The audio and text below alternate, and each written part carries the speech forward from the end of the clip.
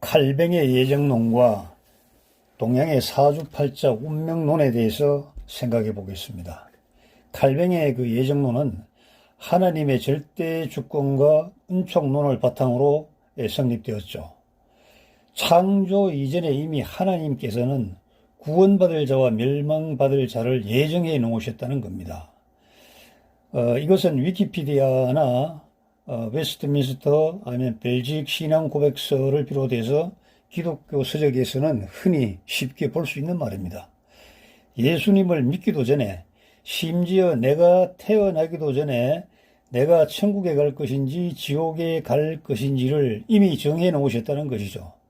그래서 아무리 믿으려고 노력하는 사람도 지옥으로 가는 경우가 있고, 믿음에 소홀한 것 같아도 천국으로 가는 사람이 정해졌다는 것, 이것이 바로 칼빈의 예정론입니다. 이 칼빈의 예정론과 택정론이 기독교에 미친 악영향은요, 이루 말할 수 없이 많습니다. 쉽게 말씀드리면 구원받은 죄인인 우리의 심성에 딱 들어맞는 주장의 근원이 되죠. 또 정반대로 나쁜 짓을 일삼는 죄인의 못된 심리에도 딱 들어맞는 말이 되었습니다. 교회에 나온 사람은 창세 전에 하나님께서 택정하신, 점찍어 놓은, 예정하신 사람이라는, 택한 백성, 선민이라는 자만심을 가지게 되는 근원이 충분히 되고도 남죠.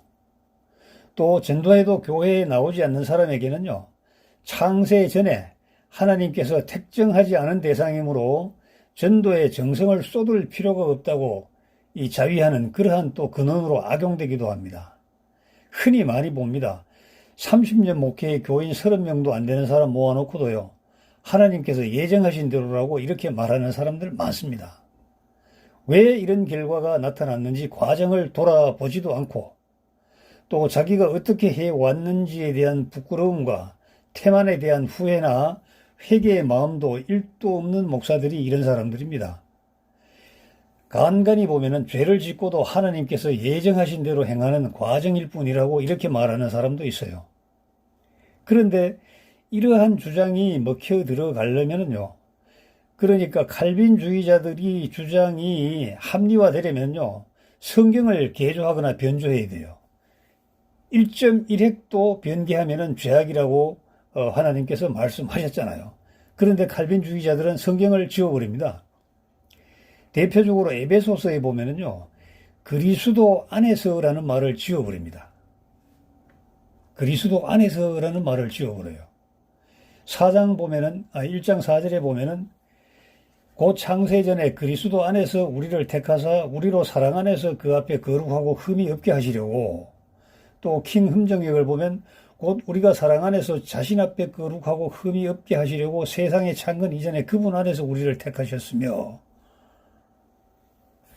이게 그리스도 안에서라는 말이 많이 나오는데 이것을 지워버립니다. 그러니까 칼빈은요, 하나님 마음대로 너는 지옥, 너는 천국 정해놓고, 개인은 아무리 노력해도 이 하나님께서 정해주신 천국과 지옥의 범주를 벗어나지 못하는 거예요. 이게 큰 오리 아닙니까? 진짜 불경을 가정하고 어떤 가설을 세워봅시다. 여러분과 내가 스스로 창조주라고 생각했을 때 수천 년, 수만 년 전에 후에 태어날 사람을 위해서 창조 전에 이미 너는 태어나도 천국 못 가, 지옥이야. 너는 아무리 잘못해도 천국이야. 이렇게 된다면은 이거는 창조주의 무류성에 오류가 없다는 그러한 성에 완전히 저해되는 것이죠. 그러니까 아무 의지도 없는 사람이지만 너는 내가 구원하기로 작정해 나왔다니까. 그러니까 너는 구원받는 거야. 그리고 너는 아무리 울고불고 노력하지만 지옥의 자식으로 내가 점찍어 놓았으니까 너는 구원에 해당이 안 돼.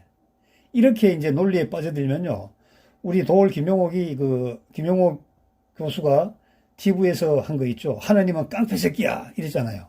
이런 엉터리 신학자들이 나오게 되는 겁니다. 성경을 잘못 알면요. 동양의 사주팔자에 보면은요, 운명론이 있어요.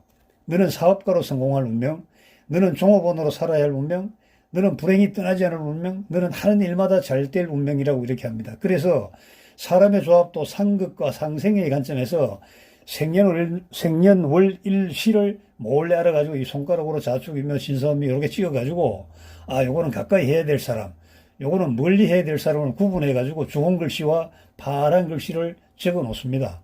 핸드폰 전화번호에도 그렇게 구별을 해놔요. 이 사람들은요, 삼성의 창업주가 사주팔자를 보고 종업원을 채용해서 무분규 상승회사가 되었다. 사주팔자 운명론의 근거로 애용하는 대표적인 사례입니다. 그런데 이것은 그런 것이 아니고 창세전에 예정되었다는 것은요, 원리를 만들어 놓으셨다는 겁니다. 그 원리가 뭐죠? 예수를 구주로 믿으면, 시인하면 구원받고 하나님의 양자로 입양되어서 하나님을 아버지라고 부르는 은혜의 사이클을 창조의 원리로 엄격하게 세워 놓으셨다는 겁니다. 그리고 그리스도 안에 있으려는 본인의 노력이 전제되었을 때 구원받고 양자로 입양되는 절차가 은혜로 본인의 추가적인 어떤 노력 이런 것이 요구되지 않은 상태에서 진행된다는 것이죠. 로마서 8장 1절이요. 그러므로 이제 그리스도 예수님 안에 있는 자에게는 결코 정죄함이 없노라. 제가 교회에 처음 나간 지 한 2달 정도 지났을 때 그때 우리나라 최고 권력자 차남이 출소했어요. 감옥에 갔다가 출소했어요. 그런데 그 교회 예배에 나왔죠. 예배 마치고 나서 당회장 목사가 그 차남의 그 빡빡 깎은 머리에 손을 놓고 그리스도 예수 안에 있는 자에게는 결코 정죄함이 없노라. 아멘! 이렇게 막 소리를 질러댔어요. 저는 그 조금 궁금했죠. 저게 무슨 소리일까?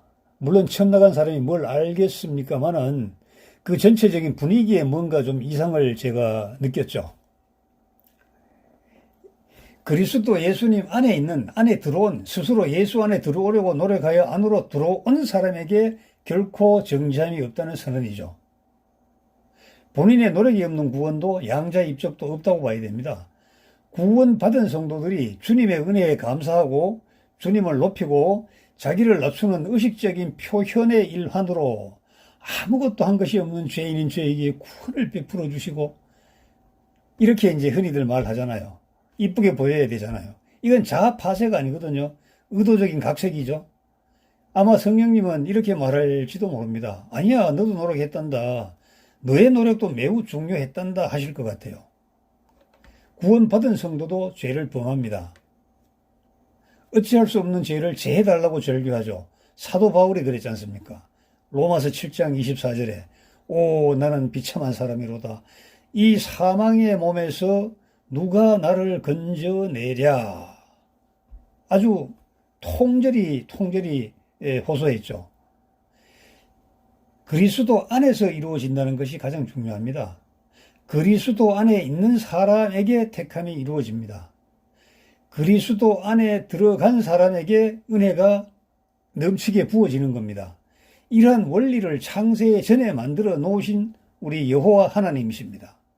그리스도 안에서, 그분 안에서, 자신의 사랑하는 자 안에서가 에베소서 1장에서 13절에, 에베소 1절에서 13절에 11번이나 나옵니다.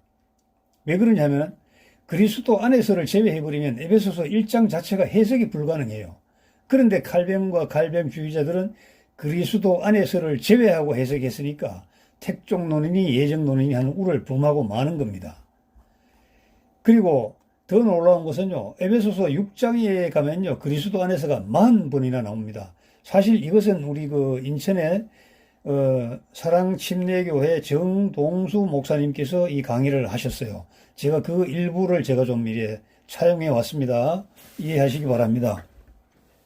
그렇기 때문에 뭐 그리스도 안에서, 그분 안에서 이것을 제외하면 에베소서 자체가 해석이 불가능한데 그걸 제외해버리고 하나님의 예정론이니 택정론이니 하는 그러한 아주 엉뚱한 이론들, 엉뚱한 그 주장들을 하는 겁니다. 그리스도 안에 있으면요, 그리스도를 통해서 구원받은 사람들은 어떻게 되죠? 하늘의 복을 다 누리게 되잖아요. 그리고 흠이 없는, 더 이상 흠이 발견되지 않은 거룩한 자가 되죠. 그리고 하나님의 양자로 인정받게 되잖아요. 그리고 영원히 하나님의 은혜를 찬양하는 그러한 찬양하는 무리의 그 새하늘과 새 땅의 그 구성원들이 될 수 있는 거 아닙니까? 그래서 그리스도 안에 있다는 거. 먼저 구원의 복음을 들어야 됩니다. 내가 들어야 되는 거예요. 그리고 듣고 나서 그리스도를 신뢰하는 믿음이 있어야 합니다. 그러면 이제 그분께서 약속하셔서 너는 구원받은 내 백성, 하나님의 양자라는 그 영적인 구원의 안전 보장이 완전히 이루어지는 것이죠. 여러분, 본 강의는요, 여호와의 재정 둘의 경제 특강 아닙니까? 그래서 경제가 왕성한 사람 보고 창세전에 이미 정해져 있다고 단정하면 안 돼요. 본인 스스로도 그렇게 생각하면 안 되는 거예요. 또 가난한 나도 창세 전에 하나님께서 정해주신 뜻이라고 하면 더더욱 안 되는 겁니다. 하나님께서는 창조시에 뭐라고 선언을 하셨습니까? 생육하라, 번성하라, 충만하라, 다스리라, 정복하라고 이렇게 복을 주셨잖아요. 하나님의 형상을 닮은 사람은 하나님과 같이 영적으로, 사랑으로, 창조적으로, 공동체적으로 자유함을 추구하면서 하나님이 주신 복을 누리고 살아야 됩니다. 구체적으로 모세가 말했듯이 자식이 잘 되고 가축이 잘 되고 그리고 모든 질병이 떠나가고 들어가고 나와도 다 잘 되는 그러한 복을 우리가 누릴 충분한 우리는 그 권리를 우리는 가지고 나왔습니다.